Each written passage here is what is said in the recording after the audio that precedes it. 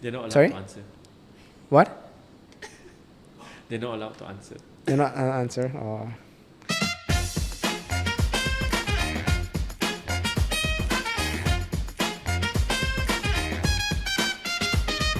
The Business Lab.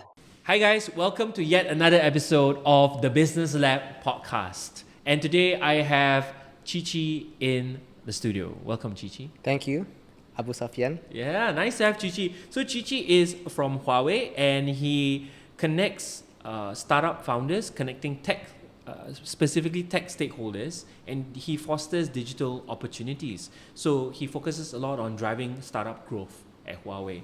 And he also bridges innovation and market needs with deep tech in the industry. For today's podcast, we have our sponsors, venue sponsors, Craft by 3 and ID Entity, and of course our media magicians, StudioFiveCorp. Give a shout out to them. And my name is Abu Sofian. I'm from Zero Consulting, and what I do is I help C-suites, startups, founders, and salespeople get buy-in. So if you need to speak in public stage or if you need to increase your sales, I'm here to help you.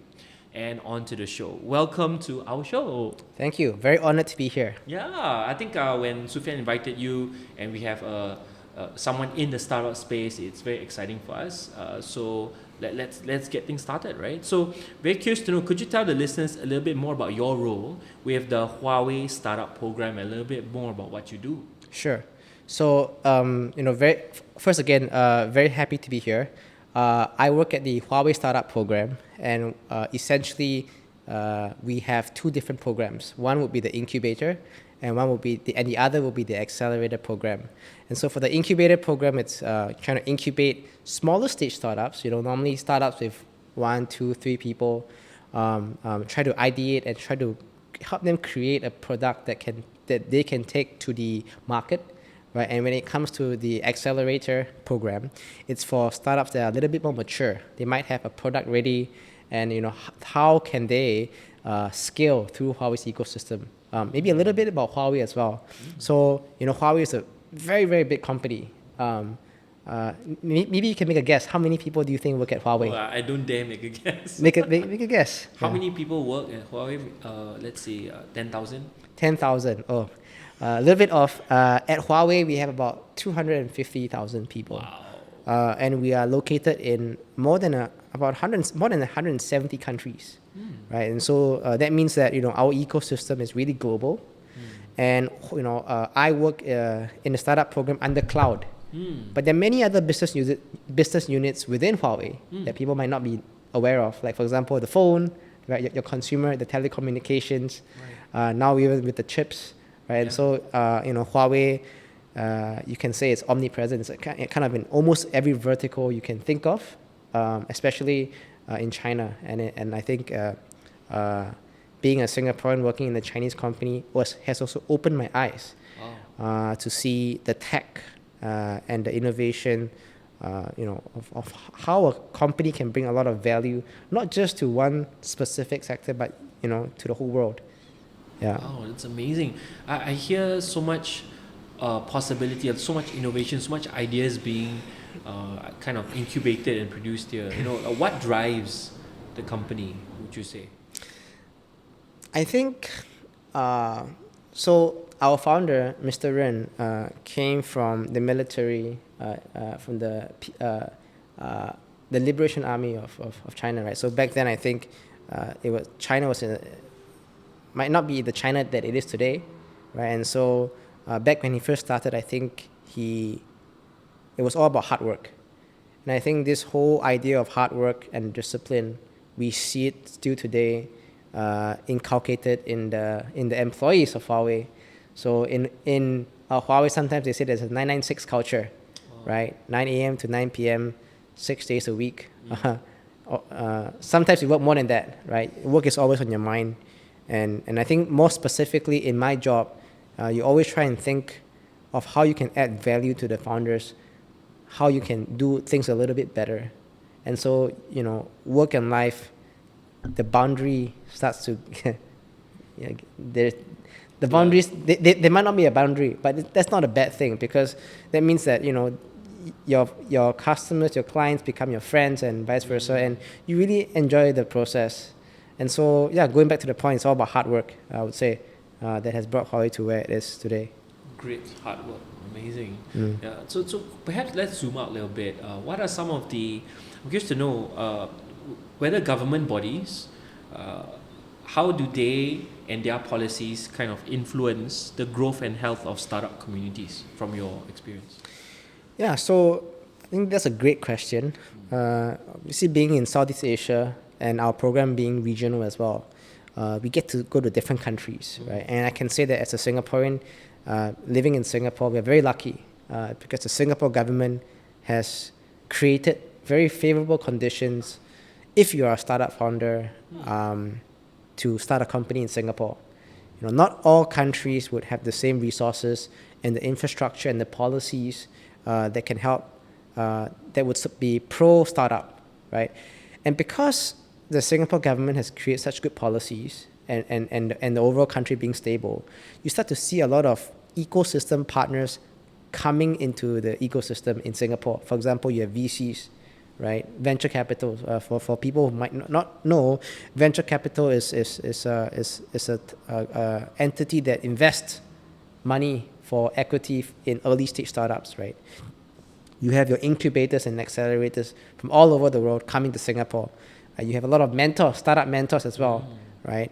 And I think the most important is actually you also have a lot of tech events and tech summits here in Singapore. And when that happens, you have all the stakeholders from Southeast Asia coming to Singapore, for example, Singapore Expo every year, right, for different events. And it brings the resources from the region to Singapore. I don't see that so much in other countries, right? And so I think that is really important for a startup to succeed. A good ecosystem. I think really good. Like you mentioned that there are a lot of policies already in place to promote the influx or the flow of ideas, of resources. You mentioned VCs, you mentioned even investors, right? Yeah. So, and you also mentioned this term ecosystem. Yeah. Okay. So what makes a healthy startup ecosystem, besides everything else that you mentioned? I think what makes a good ecosystem is that the ecosystem is populated, right?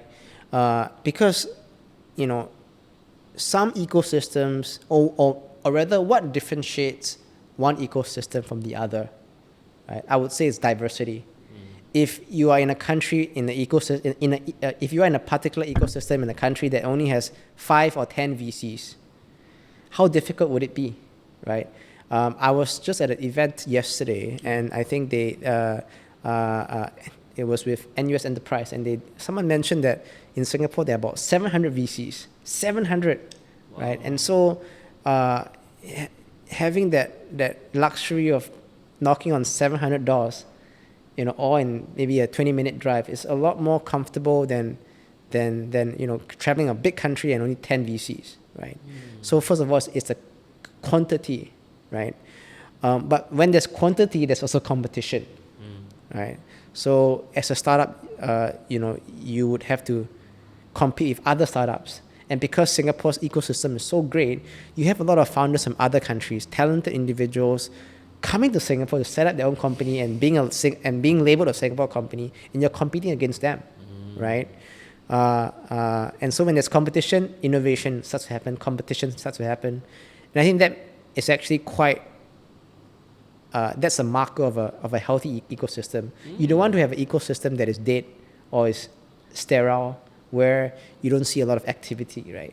You want to see new faces, right? And if you are an existing ecosystem partner, doesn't matter if you're a VC, if you're an incubator, or you're a startup, if you're not creating value, you get replaced with new groups of ecosystem partners, which I think is very important. Yeah, I guess interesting that you mentioned that it's competition that drives a good ecosystem. And then despite there being resources and you being a Singaporean, so to speak, there are other people coming in and labeling their company as Singapore linked, so they will also compete with you. So that will drive the community. I think that's really interesting.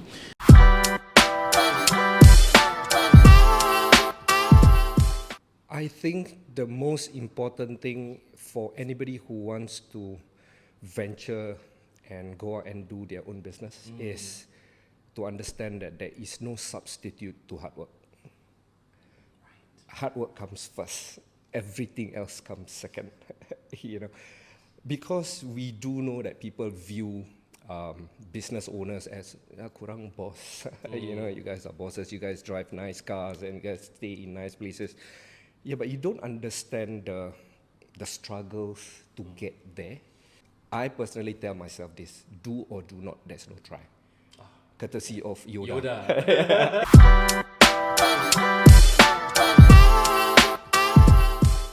I wanted to kind of pinpoint something you mentioned, which is you mentioned this word called an incubator and accelerator. Yeah. Right. So, what is the role of an incubator, and how important is it for startups? So I think that for an incubator, different incubators would have different KPIs, and because the KPIs would affect the way the incubation program is structured. One incubator can vary greatly from another incubator. Essentially, I think that an incubator should help early stage founders, bring them together, help them create a community that can foster cooperation, and to also bring in resources that would help these founders achieve success at an accelerated pace. For example, if you bring in VCs, right, to help mentor or to give tips on how to, because as an early stage startup, you might have a good idea, but you don't know how to actually execute it. Yeah. Right? Like this morning, we just had a mentor, Alex, that flew in from Bali that gave our startups a lesson on fundraising. And there's a whole entire checklist of what you have to get ready, right? From your product market fit to your legal agreements, to your NDAs, to your product demo, to the CVs of your employees, all ready to show the investor when you start to engage them.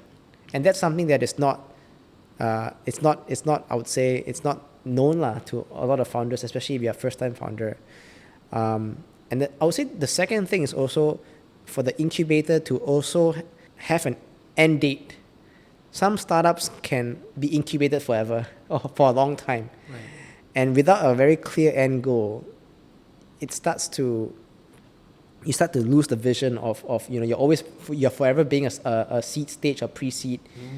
And that might not be good because ultimately for a startup you want to grow as fast as you can in a sustainable way and not be always stuck with trying to get your first customer.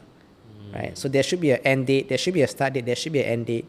And how the incubator achieve that would really be reliant on the design of the program. Okay. Yeah. Yeah. So the curriculum. The what curriculum, correct, and the network. And the network and the resources. Correct. Yeah. Okay, that's really cool. Like you mentioned, someone flew in from Bali, that kind of resources. Yep. Amazing.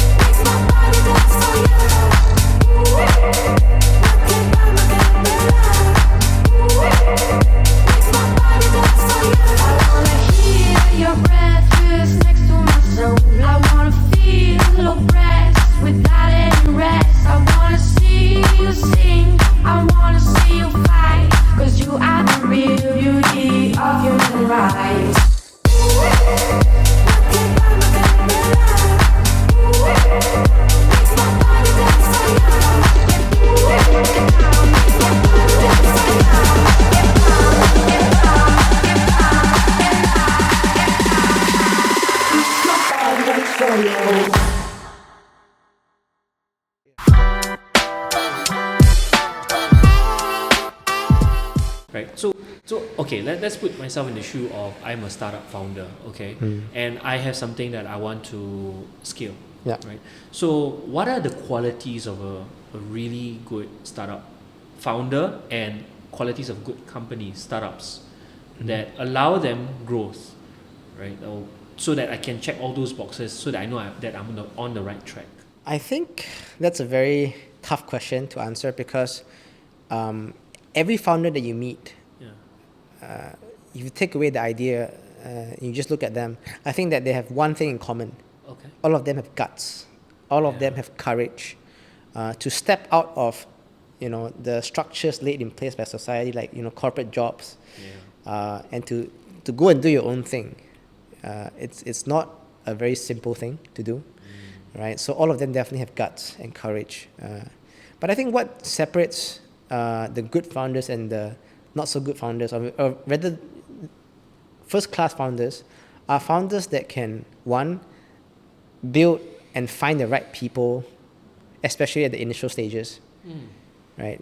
It's because without a team, you can only go so far, right? If you have the right people in your team that can challenge you as well and push you and to say no to you, I think that's very important.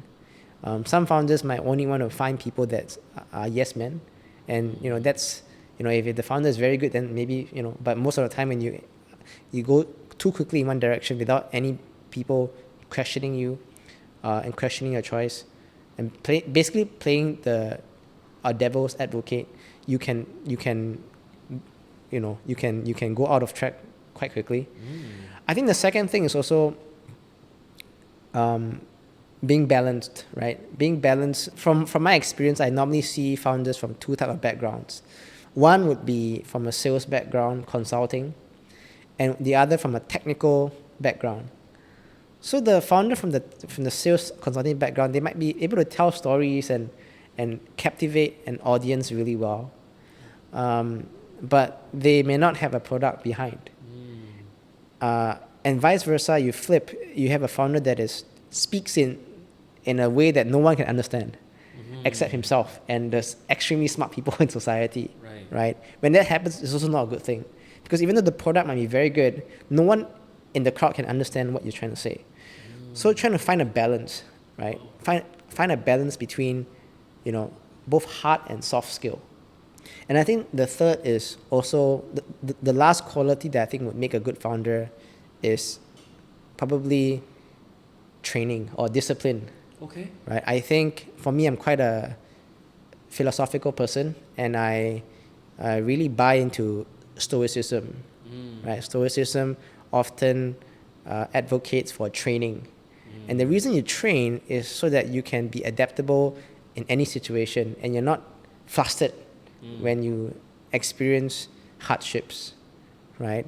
And so, as a founder, you're bound to have a lot of problems. If today your product is not working, right, what are you going to do about it? If tomorrow you're going to present to a big client, but the person who's presenting takes an MC, you cannot call him. What happens? Yeah. If your product suddenly jams, what happens? Right? If you can't pay rent, what happens? Right? So there are so many things that a founder would have to deal on a daily basis. And that takes a lot of discipline and training for you to stay calm, to find that balance, and to follow through. That's interesting. I have a follow-up question to that. So sure. This is interesting. So what kind of training do I need to kind of, toughen myself up? Very good question. I would say that to each his or her own. Some founders, they are very hardcore in the sense that they push themselves super hard in the gym. They wake up at 5 a.m. and start grinding, and then you have the other group of founders that maybe would take retreats in the mountains, right? You have founders that also do meditation, and they're very specific on the type of meditation that they do, right? Some founders but the common theme was that each founder would have to believe in something very strongly. To be able to build that discipline, right? To follow a routine. I think routine is probably the most important thing, right? Yes. Being consistent, showing up, training, praying, right? All these are things that when you do it, day after day after day, it builds character, Right. right? So Amazing. That's really good stuff. So let's zoom out a little bit and Sure. talk a little bit about the financial aspect of it. So Sure. obviously funding is a big part of getting a startup, pre-seed, seed. So maybe could you share with us what makes a startup very attractive to investors? Right. that's a question that I always get asked by founders. And I think in my job, I also get the privilege to engage with many VCs, people from the VC sector, right? And I think what makes a startup attractive, much more attractive, is if the startup founder puts himself in the shoe of the person investing, why you are attractive, right? If I come to you and I just say, invest in me, invest in me, invest in me, invest in me, it's almost, I wouldn't be very attractive. But if I know your agenda or what you want, right? You want to invest in me so that you can get a return. Yep. It can be 5x, can be 10x, can be 100x, can be 1 year, can be 10 years, right? You got to know what the VC wants, right? And in this case, different VCs will also want different things, right? Some VCs have, when they invest, they want to invest in startups that have a like a ESG angle, like corporate, very good for the environment. Yeah. And then obviously, if you're a startup that's doing let's burn things and create pollution, the VC is not going to resonate so much with you. Absolutely. Right? If the VC is more into investing in female founders and you are a male founder, right? Then it's also going to be tough, right? So every VC would have their own investment thesis, right? And so you really have to think from that person that in that VC, like what do they really want to invest, and also the character as well. Some VCs prefer founders that are very, that they are go-getters, Okay. But some founders prefer, some VCs prefer founders who have a very tech background and just do the work and just create a very good product, very good coder. So it's very, very different. Yeah. Understand the person who's investing in you. Understand the person who potentially might invest in you. This is gold, guys. Whoever that wants to get buy-in, wants to get investment, this is really important stuff. Straight from the horse's mouth kind of thing. So you mix around with a lot of VCs, a lot of investors. So this is really what they want. I guess it's what we call the buying criteria. Right? Why would they want to invest? It's amazing. Okay, so let's go into a little bit of a success story then. Sure. So you in the Huawei Startup Program, could you share a little bit of success stories from how you've developed those startups? Sure. So I would say that when it comes to working with Huawei is a very big company, right? And definitely the success that we have had in China is a lot more than, let's say, in this part of the world. But we have seen some successes already. For example, one company that I recently dealt with called Didium, they are a Web3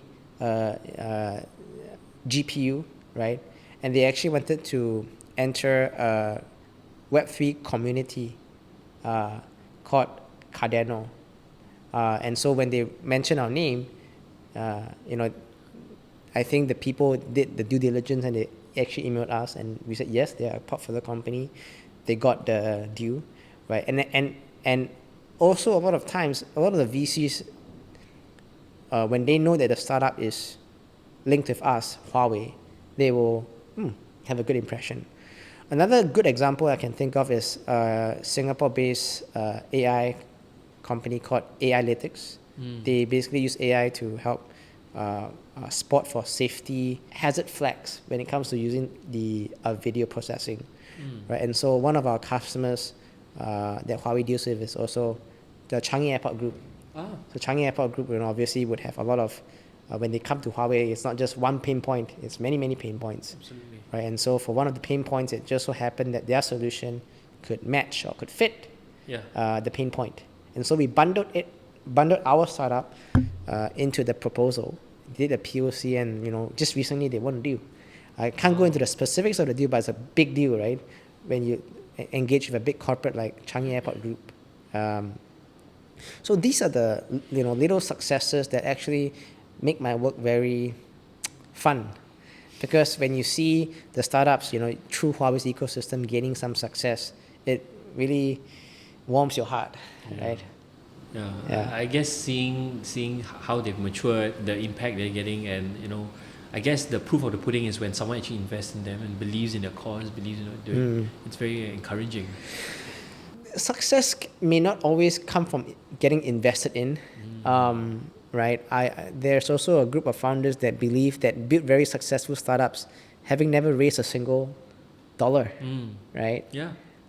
So normally, I would say that startups evaluate success on two conditions, based on two conditions. One, getting invested in, or two, finding corporate deals, right? Yes. And so if a startup is able to survive and grow, the higher start to hire more people, you can also see that the startup is also achieving success by finding customers, right? Yeah, and I guess even with your pitching to VCs, they will be asking how many customers do you already have, what's the revenue, right? Yeah.